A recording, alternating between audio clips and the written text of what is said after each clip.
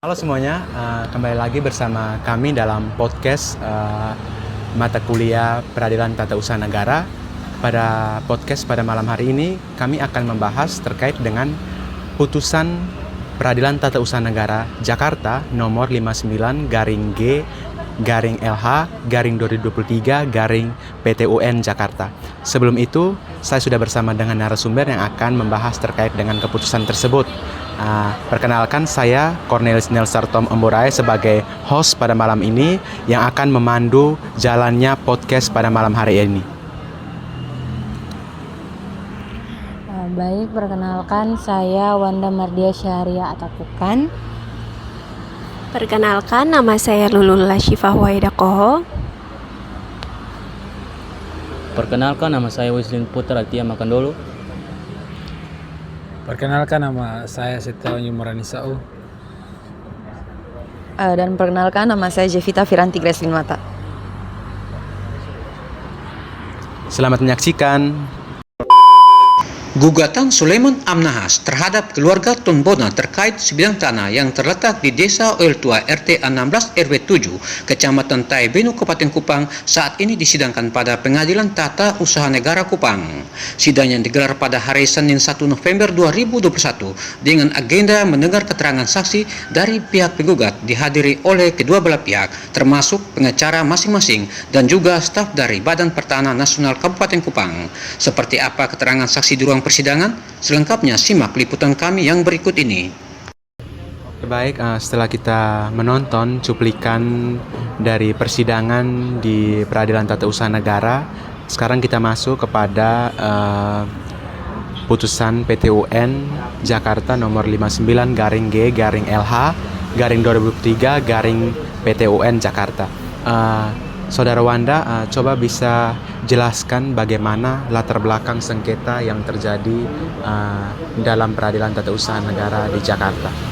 Baik, di sini saya akan menjelaskan tentang latar belakang sengketa dari putusan PT UN Jakarta nomor 59-G-LH-2023-PT UN Jakarta berawal dari gugatan warga terhadap keputusan Menteri Lingkungan Hidup dan Kehutanan atau disebut dengan KLHK yang memberikan persetujuan kelayakan lingkungan untuk kegiatan pertambangan seng dan timbal oleh PT Dairi Prima Mineral.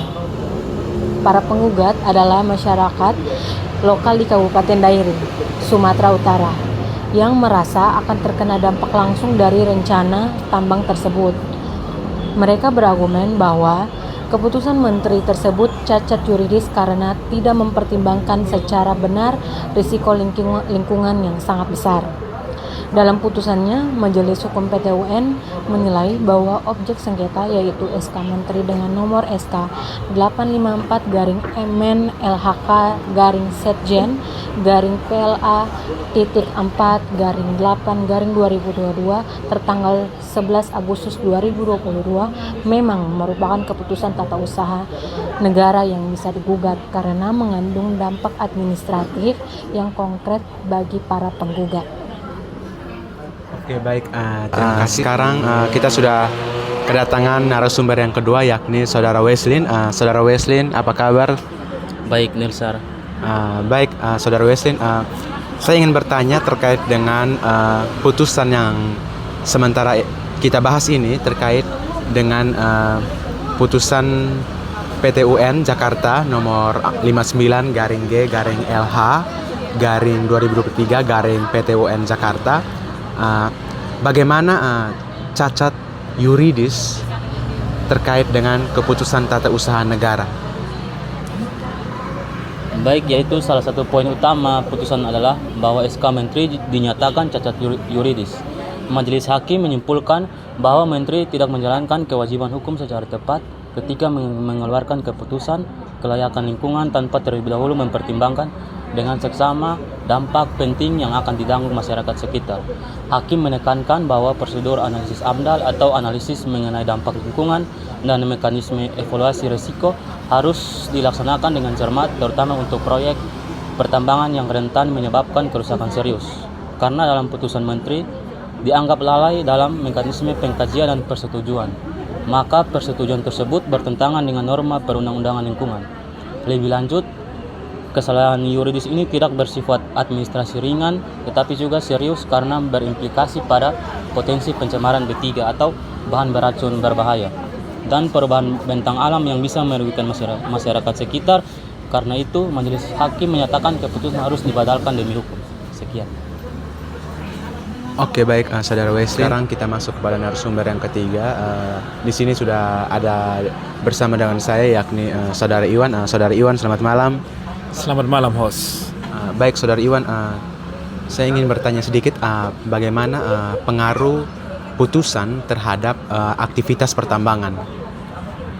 Baik, terima kasih. Putusan terhadap aktivitas pertambangan dengan membatalkan SK Menteri tersebut, PT UN Jakarta secara efektif mengagalkan legalitas kegiatan pertambangan PT dari Prima Mineral dalam bentuk yang disetujui oleh Menteri tersebut sendiri. Putusan ini kemenangan besar bagi warga lokal karena secara hukum Menteri diwajibkan mencabut persetujuan lingkungan yang telah diberikan. Dan implikasi dari pembatalan ini sangat penting, tidak hanya menghentikan kelayakan lingkungan proyek pertambangan, tetapi juga menegaskan bahwa proyek tambang harus memiliki potensi dampak lingkungan yang besar dan tidak bisa dilegalkan sembarangan tanpa kajian dan pertanggungjawaban yang memadai. Ini memberikan ini memberikan presiden bahwa warga yang akan terkena dampak memiliki hak untuk menuntut agar putusan lingkungan dievaluasi secara hukum. Selain itu, putusan PT UN turut menyoroti bahwa pejabat administratif harus lebih cermat dalam mengeluarkan keputusan terkait izin lingkungan, karena kegagalan dalam mengkaji risiko secara mendalam bisa digugat dan berakhir dibatalkan. Hal ini memperkuat prinsip akuntabilitas tata usaha negara dalam ranah lingkungan. Terima kasih. Baik, terima kasih Saudara Iwan. Sekarang sudah bersama dengan saya narasumber yang keempat, ada Saudara Jevita di sini. Saudara Jevita, selamat malam. Selamat malam. Saudara Jevita, saya ingin bertanya terkait dengan keputusan PT UN Jakarta nomor 59-LH/2023 PT UN Jakarta terkait dengan keputusan Menteri Lingkungan Hidup dan Kehutanan atau KLHK yang memberikan persetujuan kelayakan lingkungan untuk kegiatan pertambangan seng dan timbal oleh PT Dairy Prima Mineral. Saya ingin bertanya bagaimana proses hukum lanjutan dari keputusan tersebut. Terima kasih atas kesempatan yang telah diberikan kepada saya. Dalam proses hukum lanjutannya itu, setelah putusan PT UN Jakarta muncul keberlanjutan proses hukum. Menurut laporan, putusan ini kemudian diajukan banding oleh tergugat atau intervensi ke Pengadilan Tinggi Tata Usaha Negara. Di tingkat banding sendiri, PT TUN atau Pengadilan Tinggi Tata Usaha Negara dalam putusan nomor 265-B-LH-2023-PT TUN Jakarta menyatakan membatalkan putusan PT UN Jakarta. Namun warga atau penggugat asli kemudian mengajukan upaya hukum lanjutan ke Mahkamah Agung. Menurut laporan, Mahkamah Agung mengabulkan kasasi warga sehingga menguatkan kembali bahwa putusan awal PT UN Jakarta yang menyatakan SK Menteri tersebut tidak sah. Dalam proses hukum lanjutan ini menunjukkan bahwa sengketa KTUN bisa melewati beberapa tingkat peradilan. Yang pertama dari PT UN sendiri, yang kedua PT TUN atau Pengadilan Tinggi Tata Usaha Negara, dan yang ketiga Mahkamah Agung. Dan keputusan awal PT UN bukanlah akhir dari perjuangan hukum, terutama dalam kasus dengan dampak sosial lingkungan besar. Oke, baik, terima kasih Saudari Jevita telah menjelaskan kepada kita bagaimana proses hukum lanjutan dari putusan Tata Usaha Negara Jakarta. Sekarang kita masuk kepada pembahasan yang terakhir bersama Saudara Siva. Saudara Siva, selamat malam. Malam, Kak. Baik Saudara Siva, saya ingin bertanya bagaimana hak dan keadilan lingkungan bagi masyarakat dari putusan Peradilan Tata Usaha Negara Jakarta. Baik, saya akan menjawab hak dan keadilan lingkungan bagi masyarakat. Putusan PT UN Jakarta ini sangat mencerminkan peran peradilan tata usaha negara sebagai instrumen keadilan sosial dan lingkungan. Masyarakat lokal yang terkena dampak pertambangan bisa menggunakan jalur hukum untuk menuntut bahwa keputusan pejabat publik yang mengizinkan proyek berisiko tinggi dievaluasi dan bila perlu dibatalkan.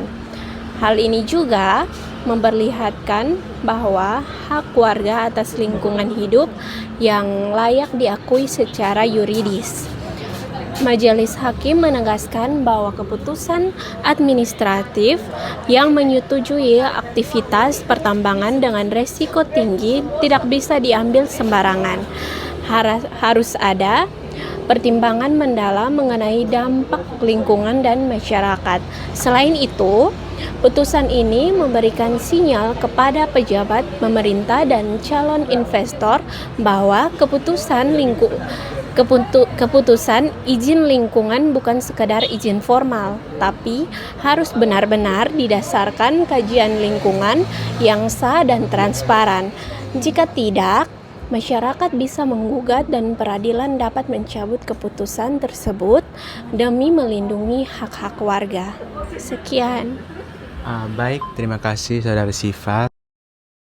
Oke baik, setelah kita mendengarkan penjelasan terkait dengan putusan PT UN Jakarta nomor 59-G-LH-2023 PT UN Jakarta terkait dengan keluarnya SK Menteri Lingkungan Hidup dan Kehutanan nomor 854-Men-LHK-2022.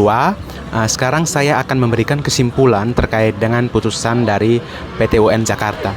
Dalam putusan PT UN Jakarta nomor 59-G-LH-2023 PT UN Jakarta merupakan kewenangan penting bagi masyarakat dairi dalam upaya melindungi lingkungan dan hak-hak mereka sebagai warga yang terkena dampak langsung.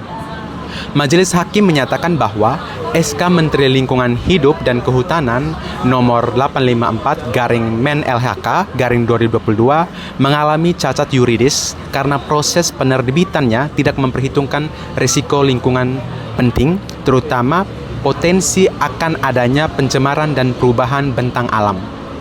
Pembatalan keputusan tersebut memperkuat prinsip akuntabilitas administrasi negeri bahwa pejabat publik tidak bisa hanya mengeluarkan persetujuan lingkungan tanpa kajian mendalam dan pertanggungjawaban atas konsekuensi yang ditimbulkan. Selain itu, putusan ini menunjukkan adanya efektivitas peradilan tata usaha negara sebagai tempat bagi masyarakat untuk menuntut keadilan lingkungan melalui mekanisme hukum. Baik, terima kasih sudah menonton video kami. Semoga video podcast pada malam hari ini bermanfaat bagi masyarakat dan sekitarnya. Terima kasih.